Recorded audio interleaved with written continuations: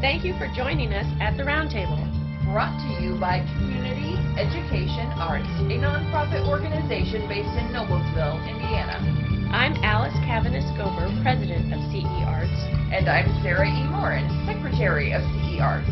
Let's sit down at the Roundtable.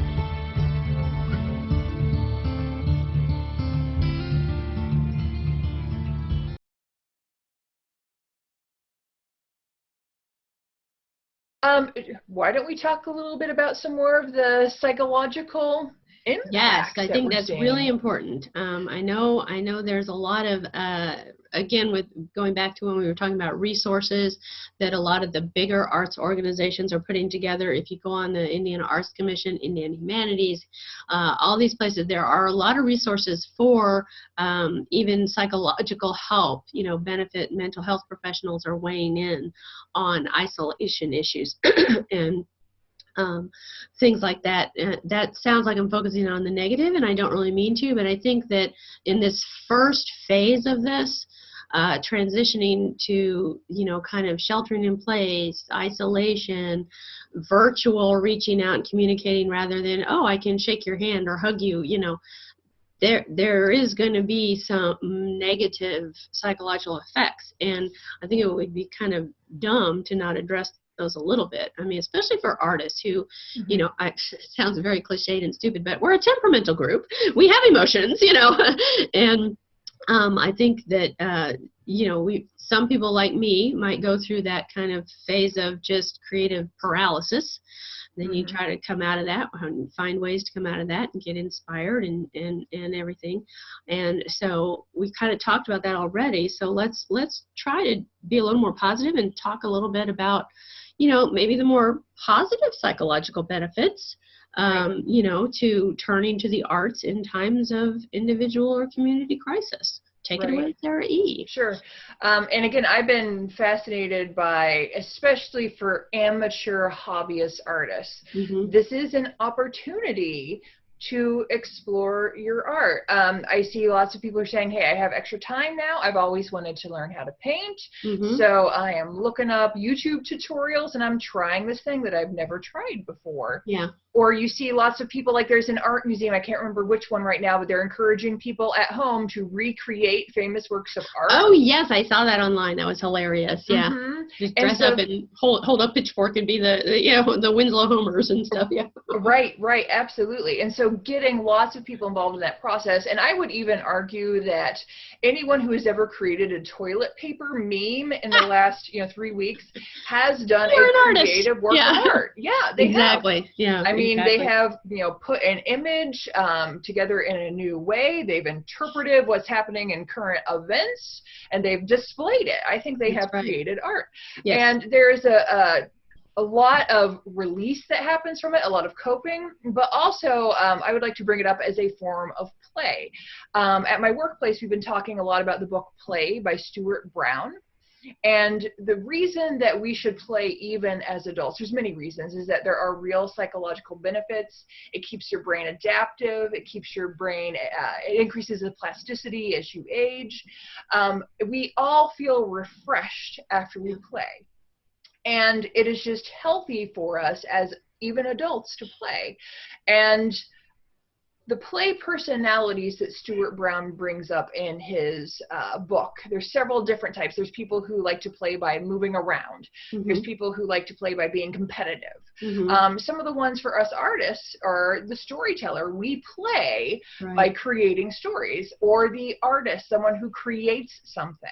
And maybe you play by creating and being an artist just for yourself. Maybe you do this and then share it with everybody. But just that act of play really helps just keep you in a good, healthy mental state. And so I want us to look at being able to do these acts of art as good for our mental health and being in an ever-changing world. It is important that the animals that play, for example, are more adaptive to their changing environment. And so we as the human animal, we are in a very changing environment. And so play is actually a healthy way to adapt. Yeah, I agree with that wholeheartedly, because as a person with lifelong disability, I've had my lung disease since I was a very small child.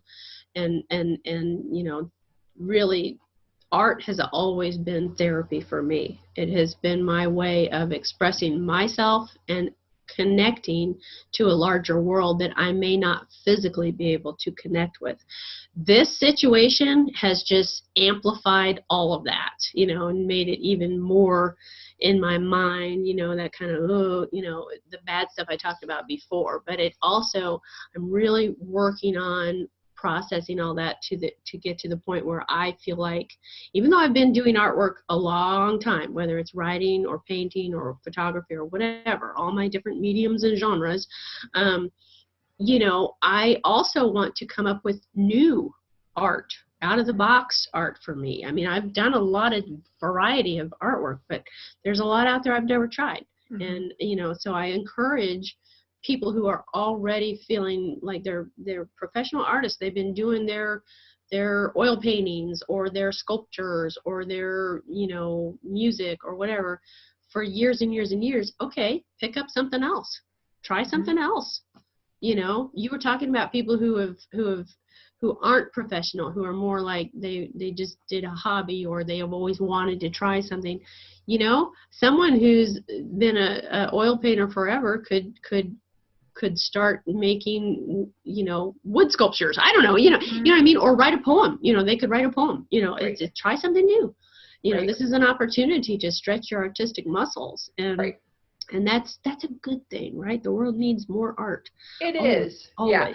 And I think that also with this conversation is we do see celebrities, for example, who are, doing sing-alongs and then posting them. And some people are pushing back that, hey, that seems tone deaf right now, given the serious situation we're in. Yeah. And to that, I think I would say, A, be careful when you're posting of the tone that you strike. Maybe Right. this is something that you just do for your own health and a small group of friends versus a platform of tens of thousands Right. of people. I totally agree with you on that. Yeah. That's and I mean, I'm sure you've seen things online that slightly offended you. I've seen things that I'm like, oh, that is not funny. That doesn't strike me as funny. This is a serious situation, and my life is at risk here with this virus out there, and that's just not appropriate. And then I think, you know what? Nope. Like I've said 1,000 million times, art is subjective, and coping mechanisms are subjective. Right. Some people cope through dark humor. Right. Some people cope through talking about God and sunshine and rainbows. I mean, Right. you let it all out there. Let everybody have their coping, and if you don't like what they post, don't comment on it. Right? I mean, just you don't have to weigh in every time.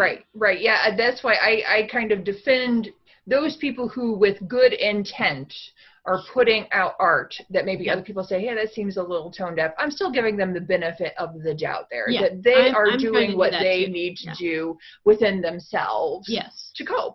And I think we all need to cut everybody a little slack, cut each other some slack, because again, it's human expression is personal and it's individual, and what works for someone who has a very dark sense of humor isn't going to work for someone who would rather talk about their faith or always be positive or something like that. So but those two people are both coping. They're both doing the best they can, and they're willing to share their way of coping in case it connects with somebody else out there who doesn't know yet how to express themselves or hasn't gotten to that point yet. And I think that's fair.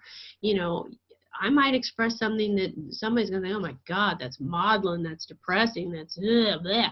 But someone else might say, that's exactly how I feel, and so let everybody express their own way. And like I said, the bottom line is, if you don't like it, ignore it. Don't comment on it. Let it go. Yep.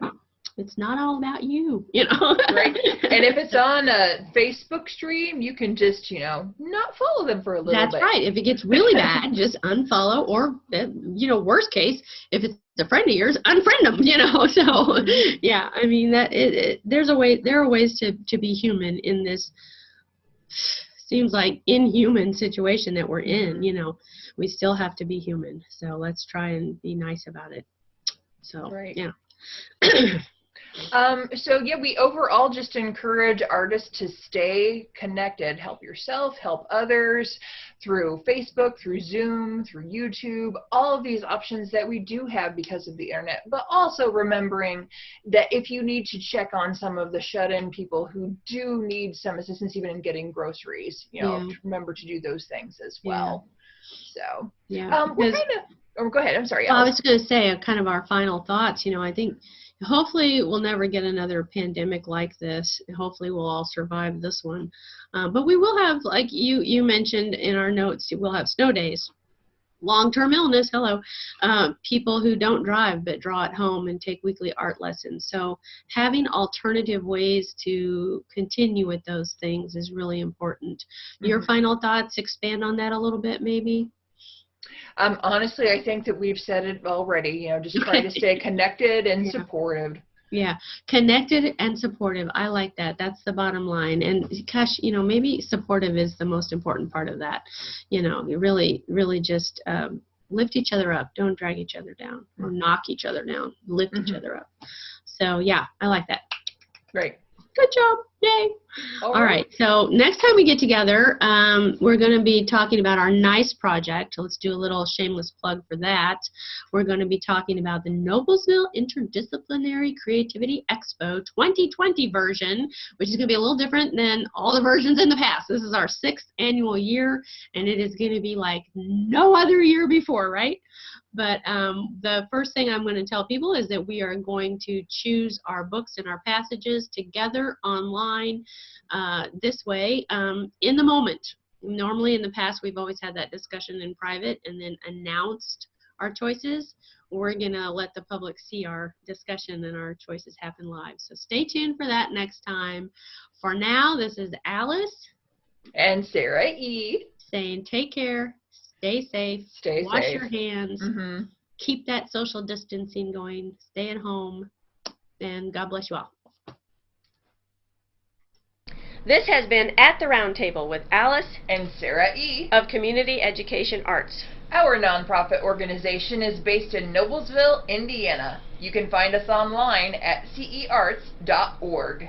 This activity made possible in part with support from the Indiana Arts Commission and the National Endowment for the Arts, a federal agency. We'd like to thank James Weston for writing our intro music and for his technical savvy. Join us next time at the Round Table.